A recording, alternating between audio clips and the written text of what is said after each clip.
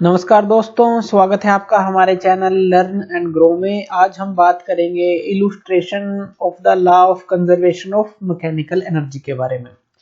Law of conservation of mechanical energy हमने पिछले topic में डिस्कस किया था। आज उसके इलुस्ट्रेशन देखेंगे, यानी कि उसको जो है प्रूफ के थ्रू जो है हम देखेंगे। तो इसके लिए हम एक एग्जांपल लेते हैं। हम एक फ्रीली फॉलिंग बॉडी ले लेते हैं under gravity.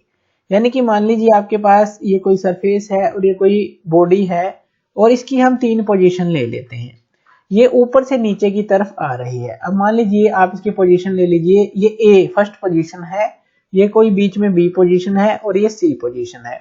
Freely falling body का क्या मतलब है कि आप ऊपर से उसको आपने छत से या किसी बिल्डिंग से किसी चीज को गिराया है या कोई चीज ऊपर से नीचे की तरफ आ रही है, तो उसको फ्रीली फॉलिंग बॉडी बोल देते हैं, क्योंकि वो under the action of gravity उसको अपनी तरफ खींचती है, तो इसलिए इसको फ्रीली फॉलिंग बॉडी बोल देते हैं। तो हमने क्या किया, एक फ्रीली फॉलिंग बॉडी ले ली और इसकी जो है हमने 3 सिचुएशन ले ली कि एक ए, फिर बीच में कोई बी और एक नीचे जब बिल्कुल एंड में पहुंच गई सी। तो 3 हमने पोजीशन ले ली और यहाँ पे जो है एम हम मान लेते हैं इसका जो मास है यहां से और यहां तक का, यानी कि सी पोजीशन से सरफेस से ऊपर तक की हाइट h मान ली और यहां से सी से बी तक की h माइनस एक्स मान ली और बी से ए तक की हमने x मान ली। तो ये हाइट हमने मान ली, ये h है, ये a से b x है। तो टोटल कितनी होगी b से c के बीच की अगर हम बात करें तो h माइनस एक्स ये आ गई। तो ये आप निकालेंगे, ये h है, ये x है और ये क्या रह जाएगी h माइनस एक्स। m क्या है, मास ऑफ द बॉडी है, ये जो हमारी बॉडी है इसका मास है। h क्या है, height above the ground from c to a, यानी कि c से a तक की हाइट जो है अबव द ग्राउंड h है। h माइनस x क्या है, height above the ground c से b तक। और इसी तरह से जो x है, हाइट अबव द ग्राउंड तो है ही, लेकिन from position b to a ये x है। तो ये सारी चीजें हैं हमारे पास। अब एट पोजीशन a पे अगर हम बात करें, एट पोजीशन a पर, तो हमारी जो ये वैल्यू होगी क्या आएगी, तो कौन सी पोजीशन है, इस पोजीशन की बात कर रहे हैं ए के ऊपर, तो इसके ऊपर हम निकालते हैं। अब ए पोजीशन के ऊपर अभी देखिए स्टार्टिंग के अंदर क्या है, यहाँ पे ये रेस्ट पे है, एक तरह से ए पोजीशन हमने ली कि हम वहां पे ये बॉडी पड़ी हुई है। तो ये पड़ी हुई है यानी कि यहाँ तो कोई काइनेटिक एनर्जी होगी ही नहीं। यानी कि अगर पोजीशन ए पर देखें तो काइनेटिक एनर्जी जो है बॉडी की वो किसके बराबर होगी, 0 के, क्योंकि यहाँ पर अभी वो वहीं पर है, उस मोमेंट पे वहीं पर है। तो काइनेटिक एनर्जी तो इसके पास 0 है। लेकिन अगर हम पोटेंशियल एनर्जी की बात करें, जो पोटेंशियल एनर्जी है बॉडी की वो क्या होगी। अब पोटेंशियल एनर्जी क्या होगी, जो यहां से ये ऊपर गई है तो इसके अंदर जो एनर्जी आई है, यानी कि मास था इनटू ग्रेविटी और इनटू हाइट, mgh होती है, ये हम पहले डिस्कस कर चुके हैं। g क्या है, यहाँ पे एक्सेलरेशन ड्यू टू ग्रेविटी है a के ऊपर, तो ये हमारी पोटेंशियल एनर्जी होगी इसकी इस हाइट के ऊपर, h हाइट के ऊपर mgh आ गई। अब अगर हम टोटल एनर्जी की बात करें, यानी कि टोटल जो मैकेनिकल एनर्जी थी वो क्या थी, kinetic energy plus potential energy, यही उसका फॉर्मूला था। तो यहाँ पे काइनेटिक एनर्जी क्या है 0, पोटेंशियल एनर्जी क्या है mgh, यही है। तो टोटल एनर्जी हमारी किसके बराबर आ गई, सिर्फ mgh के बराबर। और टोटल एनर्जी को मान लीजिए आप इसको लिख दीजिए E1, तो E1 क्या आ गई हमारी mgh के बराबर आ गई। तो आपको याद रखना है कि E1 जो है mgh के बराबर आई है। हमने किस पे लिया है, ये A पोजीशन पर लिया है। अब उसके बाद जो बॉडी है उसको हम फ्रीली फॉल कर देते हैं अंडर ग्रेविटी, और जब ये जो है यहाँ पे, यानी कि ये जो पोजीशन है C है, जब ये C पॉइंट से यहाँ पे टकराती है या कहें कि स्ट्राइक करती है ग्राउंड पर C पॉइंट पर, तो उसकी मान लीजिए जो वेलोसिटी है वो v है। तो हम v मान लेते हैं कि ये क्या है, वेलोसिटी है, कि वो ऊपर से नीचे आ रही है, तो वो हमने वेलोसिटी मान ली। अब इस केस के लिए हम एक इक्वेशन लगाएंगे, वो क्या है हमारे पास, v square minus u square equal to 2as, ये इक्वेशन लगेगी।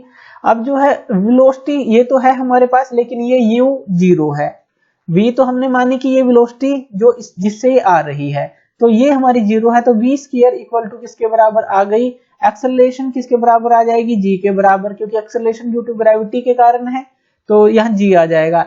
s कितना है, यानी कि a से c के बीच का जो डिस्टेंस है वो कितना है, h है, तो ये क्या आ गया 2gh आ गया। और यहाँ पे अगर हम v की वैल्यू निकालें तो √2gh आ जाती है। अब यहाँ पे देखिए आपने क्या निकाल लिया, v स्क्वायर की वैल्यू क्या आ गई, 2gh आ गई। यहां तक आपके क्लियर हो गया। जब ये बॉडी ए से सी की तरफ आई, तो यहां तक ये आप इसको नोट डाउन रखिएगा। चलिए आगे चलते हैं।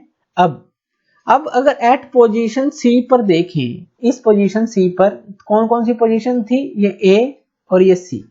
तो एट पोजीशन सी के ऊपर जो काइनेटिक एनर्जी है वो क्या होगी, बताइए। काइनेटिक एनर्जी क्या इसके पास होगी, बिल्कुल होगी, क्योंकि ए पे हमारी प्योरली जो है पोटेंशियल एनर्जी थी, ऊपर से नीचे की तरफ आई काइनेटिक एनर्जी गेन होती गई, और सी के पास आकर जो पूरी पोटेंशियल एनर्जी थी काइनेटिक एनर्जी में पूरी कन्वर्ट हो गई। यानी कि जो काइनेटिक एनर्जी का फॉर्मूला क्या होता है, हाफ एम वी स्क्वायर।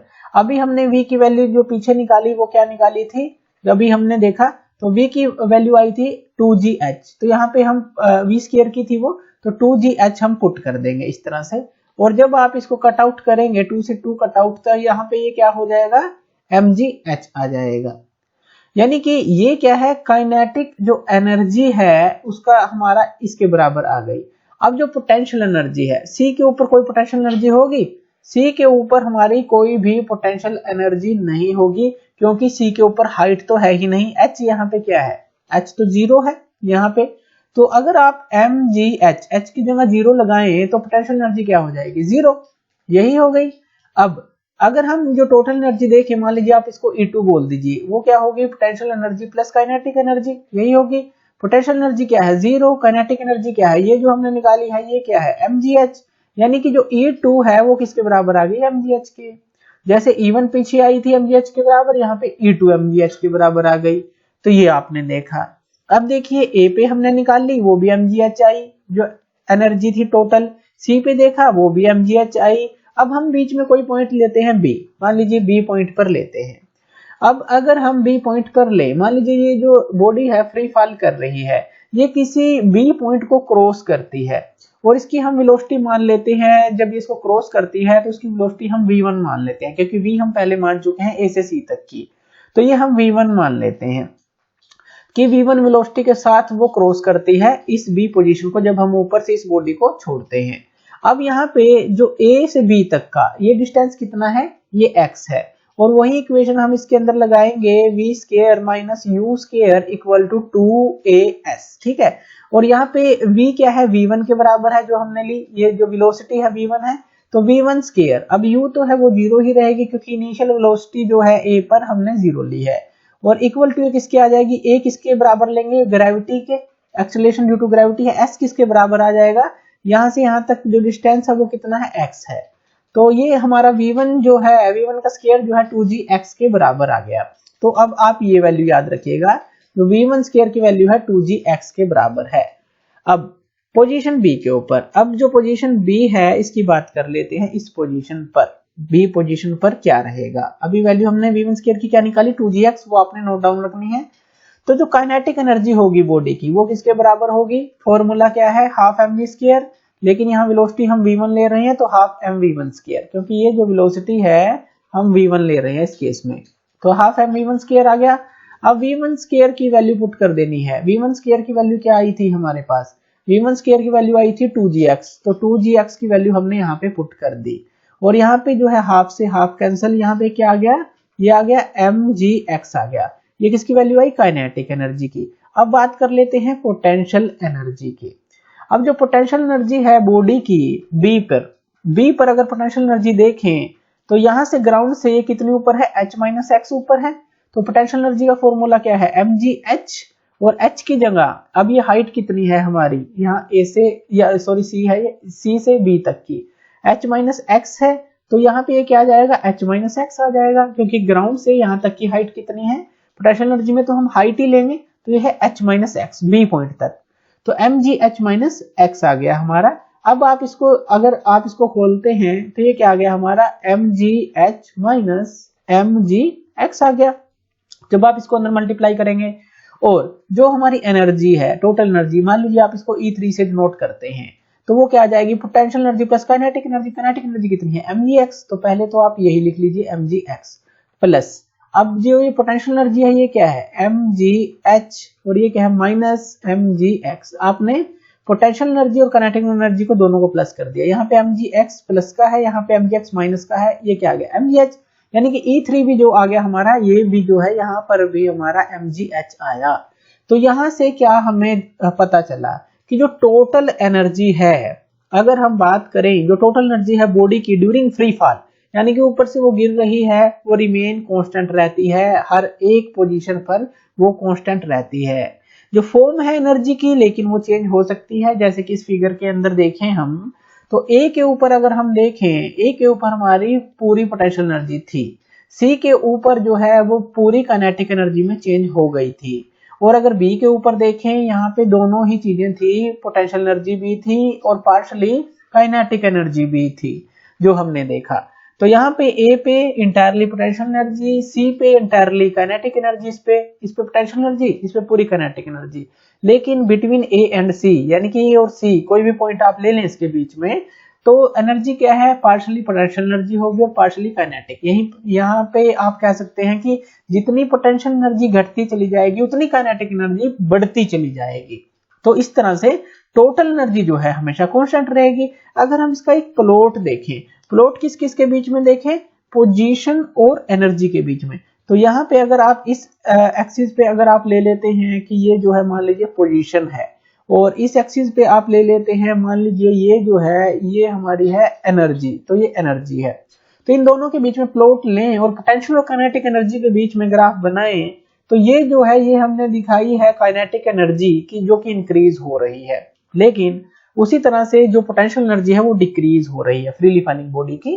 तो ये क्या है पोटेंशियल एनर्जी और ये क्या है काइनेटिक एनर्जी। यानी कि जब आप ऊपर से बॉडी को छोड़ेंगे नीचे तो जो काइनेटिक एनर्जी है बढ़ती चली जाएगी। यानी कि ये पोजीशन ए आप ले लें, ये पोजीशन मान लीजिए आप सी ले लें इस तरह से।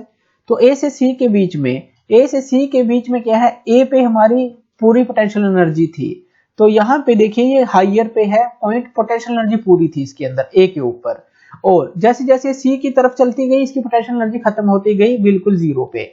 और लेकिन ए पर जो काइनेटिक एनर्जी हमारी क्या थी, जो जीरो थी, लेकिन जैसे जैसे ये सी की तरफ चलती गई काइनेटिक एनर्जी बढ़ गई। किसी भी बिंदु पर अगर आप लें तो अगर यहाँ पे देखिए बीच में पोटेंशियल एनर्जी जो है कम हो रही है, काइनेटिक एनर्जी बढ़ रही है, तो एक चीज कम होगी एक चीज ज्यादा होगी, यानी कि मैकेनिकल एनर्जी जो है वो कंजर्व्ड रहेगी, कांस्टेंट रहेगी। कुछ एग्जांपल डिस्कस करते हैं जो कि कंजर्वेशन ऑफ मैकेनिकल एनर्जी के हैं। तो उसके अंदर हम पहला लेते हैं vibration of a simple pendulum, यानी कि जो सिंपल पेंडुलम है वो वाइब्रेशन किस तरह से करता है, जैसे हमने अभी डिस्कस किया। तो इसके अंदर देखिए मान लीजिए कोई पेंडुलम है और उसको हमने एक स्ट्रिंग से अटैच करके एक जगह पर बांध रखा है, और यहाँ पे ये क्या है, ये बॉब है। तो m क्या है, इसका मास है इस बॉब का। अब मान लीजिए आप इस बॉब को, ये मान लीजिए ए पोजीशन है और इसको आप ओ पॉइंट दे दीजिए, ओ ए जो है इसकी नॉर्मल पोजीशन है। अब आप इस बॉब को यहाँ पर जो है यहाँ पर ले आते हैं, मान लीजिए जो ये हाइट है, ये जो हाइट है आप इसको हाइट h तक ले आते हैं, और उसके बाद आप इसको यहाँ से छोड़ देते हैं, तो फिर ये इस तरह से जाता है और यहाँ पे आ जाता है। तो इस तरह से हम मान लेते हैं कि ये जो फर्स्ट पोजीशन है इसकी ये ए है, और इस तरह से जो इस तरफ जो पोजीशन है ये बी है, और इस तरफ ये पोजीशन है ये सी है। तो यहाँ पे देखिए हो क्या रहा है, ओ ए से हमने इसको यहाँ पे हाइट जो है h यहाँ पे जीरो है, यानी कि यहाँ पे पोटेंशियल एनर्जी जीरो होगी, क्योंकि पोटेंशियल एनर्जी का फॉर्मूला क्या होता है mgh, h यहाँ पे जीरो यानी कि पोटेंशियल एनर्जी जीरो। अब यहाँ पे पोटेंशियल एनर्जी जीरो है, अब यहाँ से हम इसको यहाँ पर लेके आए बी पर, अब कुछ मोमेंट के लिए बी पर हमने इसको रेस्ट में रखा, यानी कि यहाँ पे जो पोटेंशियल एनर्जी इसके पास होगी, लेकिन जो काइनेटिक एनर्जी जो है वो जीरो होगी। h हाइट पे है तो पोटेंशियल एनर्जी क्या होगी इसके पास, mgh होगी। जैसे ही आपने इसको यहाँ पे छोड़ा तो a पर इसको जो है जब a पे आएगा तो इसकी जो पोटेंशियल एनर्जी है ये काइनेटिक एनर्जी में चेंज होती रहेगी, लेकिन इसकी इनर्शिया के कारण ये ओवरशूट कर जाएगा। ओवरशूट यानी कि यहाँ पे ये नहीं रुकेगा, इनर्शिया के कारण आगे की तरफ चला जाएगा, पोजीशन सी पर चला जाएगा। तो सी पर जाकर जो है दोबारा अब ये जो है पूरी पोटेंशियल एनर्जी जो है काइनेटिक एनर्जी में कन्वर्ट हो जाएगी। काइनेटिक एनर्जी जो है यहाँ पे ए पे अगर हम बात करें, यहाँ पे इसमें काइनेटिक एनर्जी होगी, यानी कि इसका मतलब यही है कि पोटेंशियल एनर्जी यहाँ पे जीरो है लेकिन काइनेटिक एनर्जी है। यहाँ से आया ये इसको ओवरशूट करके सी पोजीशन तक चला जाएगा। अब सी पर जो है ये पूरी काइनेटिक एनर्जी जो है जो उसने गेन की है, फिर दोबारा से यहाँ पोटेंशियल एनर्जी इसके पास आ जाएगी और फिर से ये जो है इस तरह से जो है ऑसिलेट करता रहेगा और ये सी और बी के बीच में इस तरह से ऑसिलेट करता रहेगा और आहिस्ता आहिस्ता ये रेस्ट पे आ जाएगा। तो ये आप ले सकते हैं कि जो पोटेंशियल एनर्जी है काइनेटिक एनर्जी में चेंज होती रहेगी और फिर जो है काइनेटिक एनर्जी पोटेंशियल एनर्जी में चेंज हो जाएगी, फिर से वो काइनेटिक एनर्जी में चेंज हो जाएगी। इस तरह से हर एक पॉइंट पे आप पोटेंशियल एनर्जी और काइनेटिक एनर्जी को देख सकते हैं, एक चीज बढ़ेगी और एक चीज घटेगी। दूसरा अगर एग्जांपल लें, motion of A small spherical ball over A watch glass, यानी कि आपने इस तरह का एक वॉच ग्लास ले लिया और इसके अंदर आपने एक बॉल ले ली। इस बॉल को देखिए जब आप यहां से छोड़ते हैं तो ये इस तरह से ऑसिलेट करती रहेगी, ऑसिलेट करते करते आराम आराम से ये रेस्ट पर आ जाएगी, यानी कि ये ए पोजीशन पर आ जाएगी, इस पे सेंटर पे रुक जाएगी। ये भी क्यों हुआ, यहाँ पर क्या था, इस पोजीशन पर क्या था, इस पोजीशन पर इसके पास पोटेंशियल एनर्जी थी और इस पोजीशन पर भी इसके पास पोटेंशियल एनर्जी थी, लेकिन जैसे ही ये नीचे की तरफ आता है तो ये पोटेंशियल एनर्जी काइनेटिक एनर्जी में कन्वर्ट हो जाती है। इसी तरह से इस तरफ से ये आता है तो ये भी काइनेटिक एनर्जी में कन्वर्ट हो जाती है, लेकिन सेंटर में ये नहीं रुक पाता क्योंकि इसका इनर्शिया है और ये ओवरशूट कर जाता है और आहिस्ता आहिस्ता जो है ये ऑसिलेट करता करता इस तरह से रेस्ट पे आ जाता है। ये भी क्या है, कंजर्वेशन ऑफ मैकेनिकल एनर्जी का एग्जांपल है। इसी तरह से अगर थर्ड एग्जांपल लें, मान लीजिए एक स्प्रिंग है और स्प्रिंग को आप एक्सपेंड करते हैं और खींचकर छोड़ देते हैं तो ये एकदम से जो है रेस्ट पोजीशन पे नहीं आता, ये जो है इस तरह से वाइब्रेट करता रहता है और आराम आराम से अपनी रेस्ट पोजीशन पर आता है। तो ये भी आप एग्जांपल इसके अंदर ले सकते हैं। तो ये थी मैकेनिकल एनर्जी और उसकी जो कंजर्वेशन और उसके हमने लिए कुछ एग्जांपल। तो थैंक यू वीडियो देखने के लिए और इसी तरह की वीडियोस के लिए आप हमारे चैनल लर्न एंड ग्रो पे हमें सब्सक्राइब कर सकते हैं। Thank you.